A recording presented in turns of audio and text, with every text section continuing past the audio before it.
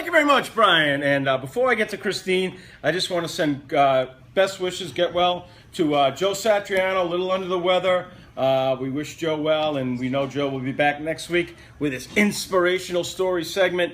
And we always miss Joe because his stories every week touch the heart, and they're great. And we know Joe will be back next week. But right now, it's Passion for Pets with the one and only Christine Filardi. Well, thank you so much. Thank you so much. So tonight I'm always excited to have pet experts here, and I have my good friend Victoria Jorgowicz, who is the owner of Victoria's Possum Pet Services. And the reason why I really wanted her to come on and speak tonight is because as a pet owner myself, I honestly don't know what I would do without my pet sitter. My pet sitter will watch my pets when I go on vacation, which is very rare. But more importantly, when I have a really long day, I know that I can depend on my pet sitter to come in and walk my dogs, which alleviates my stress. And it also, when I come in the door, they're not jumping on top of me when I've had a long day. So Victoria, thank you for being here. Your pet services include being a pet sitter and a dog walker. I know there's a few other things that you do, which is on your business card right here. Let's get a picture of that. A couple of the other services you offer, very important. But let's, in detail, Victoria, tell our listeners and our viewers, what are the services that you offer? Hi, first of all, I'd like to thank Howie and Christine for having me on here tonight, and I'm very glad to be here. Services that I offer. Well, primarily right now I do a majority of dog walking and pet sitting. However, I do some pet photography. I do vet runs for some people, wellness checks. I've been known to go feed the birds for people that are away and they have birds in their backyard that they want to keep being fed. Oh, that's a great, you know what, actually that's a really great point because I do feed some feral cats when I go away. So I love that you do that because I actually had to ask my pet sitter when I was away to feed the feral cats down the block because a lot of us animal lovers do feed ferals and birds, so that's great. Yeah, actually, yes. I guess about 2 weeks ago, I was taking care of somebody's pets, and they left me the nuts for the squirrels, Lovely. the bird for the feet, and that cat food for the feral cats.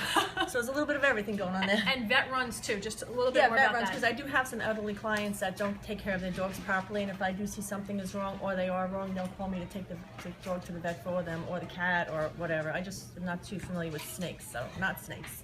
Wow. Okay, great. So you really do offer a lot of services. I love that.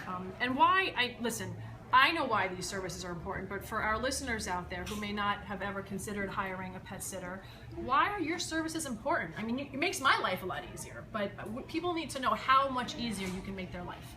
Well, first of all, I have 4 dogs myself. I have a doggy dog, so I'm very fortunate. For those people that aren't, my dogs are like my children, and I can't imagine you would leave your kids locked up in your house for 6 or 8 hours while you were working. That's a great point. I love that. Which is where I would come in. You know, some people have given me the keys to their house. Other people leave the keys in a certain spot, whatever. But, you know, I'm on call basically for them, and I make them fully aware of that. Right. That even if you're out for the day and you're stuck or something happens, just give me a holler, and I'll be there to take care of it. And again, I have one person that just got a puppy. So they're training the puppy. So not only am I working with the puppy with the walking, but also for the crate training as well. Right, very important. And you know, I especially with the winter like we had, it was a lot to get my dogs out. But I did because I had my first North Face jacket, thank God. But nonetheless, what are some of the challenges that you face? Just some of the challenges that you face on a daily basis, being a dog walker and a pet sitter. Challenges. People that aren't friendly with dogs for first. Yes, exactly. I've gotten, you know, I do my best. Obviously, I take my poopy bags with me wherever I go, Sure. and you know, and I rip them off from all the supermarkets in the area as well. But yet, there's always that one person that comes out and screams and yells at me on top of their lungs.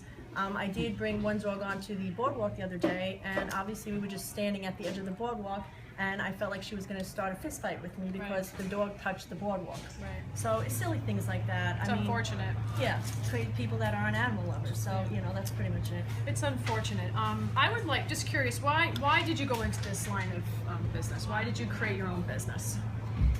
You know something, I had a very varied background with my professions, and I always had a love for animals. At one point I wanted to be a vet, but I didn't have the stomach to do a lot of the things that vets do.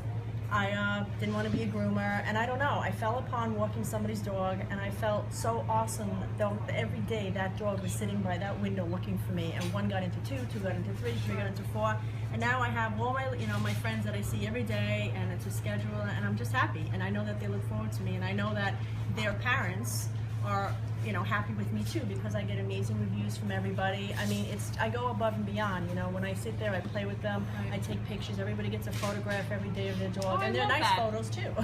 I see them. I see what you post on Facebook. That's awesome. And finally, why I am having you on ultimately is, you know, to discuss the types of behavior issues that your services alleviate, because I feel a lot of animals are rehomed or brought back to the shelter because they have behavior issues. But my thought is a great majority of those behavior issues are because the pets are not exercised properly. Yes, that's a big thing. I do offer with one of my services is a doggy boot camp. Actually, one lady in particular laughs because she knows that when summertime comes, I'm out jogging with her dog. Good. I've actually got a skateboard for a few of my dogs, and I let them pull me along with that too. So it's not just I take them to walk and they pee and everything else. You're also getting rid of their aggression. If they have a crate aggression, I'm getting them out. I try and make them comfortable with their crate. I'm taking some online courses for animal behavior right now, so that I can relate to them a little bit better as well. Great. Oh gosh, so happy you were available. I want all those dog owners out there to really consider, if not Victoria, another pet sitter, but it's Victoria's Possum Pet Services. You can find her on Facebook. Once again, Victoria's Possum Pet Services for all of your pet service needs, dog walking and pet sitting. And for more information, you can contact me here at the Halftime Howie radio show. Thanks so much, Victoria. Thank you. Thank you, everybody. Thank you. All right, Victoria and Christine, awesome job. And now for the